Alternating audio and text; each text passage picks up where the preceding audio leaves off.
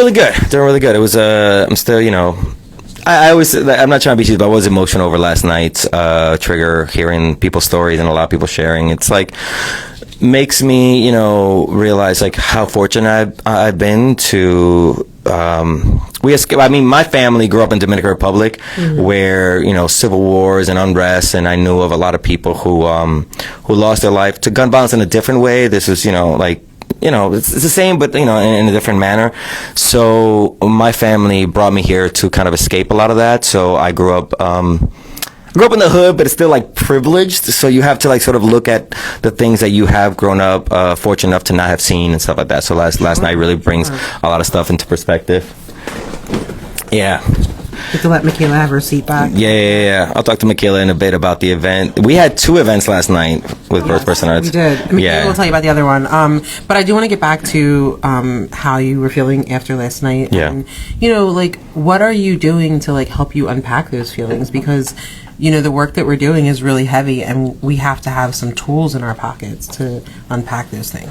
I started going to therapy for the first time in November, and you're never really done with therapy, but I kind of felt like around March, I was like, oh, maybe I can lower the amount of times that I go to therapy. But then I realized with these events coming up and a lot of things like that, it is good to talk to someone and get that. So this isn't a plug for them, but I went to BetterHelp and I was able to find, so if you have a DBHIDS, who we work with, you can go right to the website for DBHIDS or to their Instagram or social media, which is DBHIDS across the platforms, and they can hook you up with providers in your area that will work with you in the way that you need them to, mentally, physically, emotionally, financially, all that jazzy business. So I was fortunate enough to be able to pay. I don't pay a lot. I pay like $35 a session to the things that I go through, and it's also if anybody that's just a piece of advice.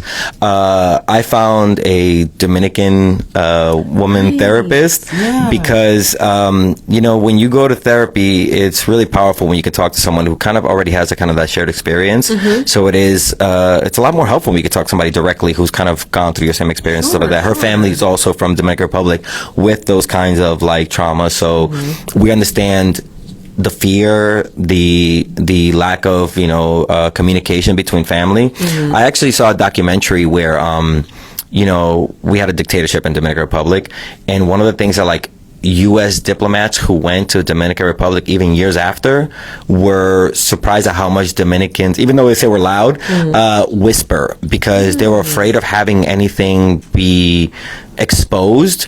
So Dominican people during the Trujillo and then generations after still very much when they talk about, so it's very in a way where I can't even hear them. They say we're loud. I'm not gonna lie, I did wonder why I know some different Dominican people, and I wondered why they always got kind of close to me when they talked to me. Yeah, especially if it's personal. I appreciate you giving me some perspective, because before I'd want to be we get when it's something very quiet, we're mira. No. So sometimes my family members will be talking right in front of me. I'm like, how do you guys talk so low?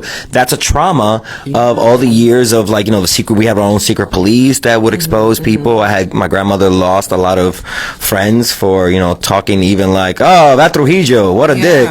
Excuse my language. Trauma is exactly what it is, and it's when we're doing our screenings with Trigger, we're seeing that and how it's affecting communities as a whole, from a victim's point of view, from a shooter's point of view, but really the community. When something like that ripples throughout, everybody is affected. And that's why I say it's really important that we all have these tools in our pockets to help us get through those moments. I mean, even for me going to the screening, someone asked me yesterday, how many screenings have you done? And I said 30. Wow. And I talk to my therapist almost regularly because of these screenings.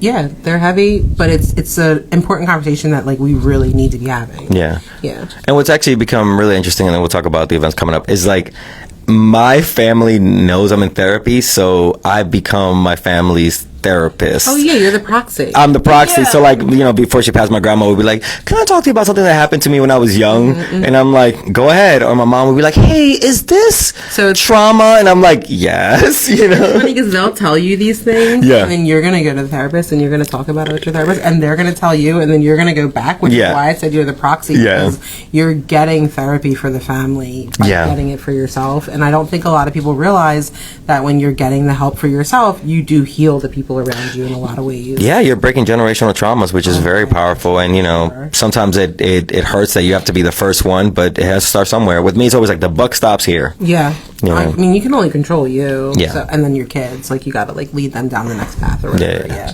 Exactly. That's why I really listen to my kids. Like, when mother could be and they go, Dad, I just, like, close them, like, what's up? Like, talk to me. Giving them, like, well, so, like, cell phones. So, my son is 12, as everybody knows, my young boy, Adrian.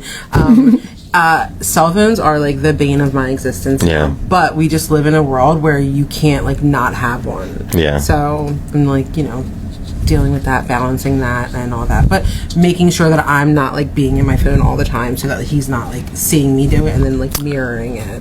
You know, I should be better at that, but yes, I should. Read a book. You know, that's what I do. Yeah. Sorry.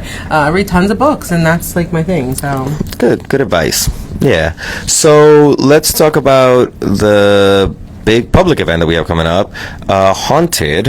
Yeah. On the 24th, 8 p.m. We actually, while on the live, we had somebody else said that they were going to submit their story. So please do. Send them in. We haven't selected, but we will be selecting stories by Friday. So if you want to send your story in, send it in so that we can, you know, take a look-see and see if you can get yourself on stage. Yeah. Yeah. And, I'm excited for this. I've been watching past. Haunted Theme is one that we do every year, or is one that we've done previously? It's a crowd favorite.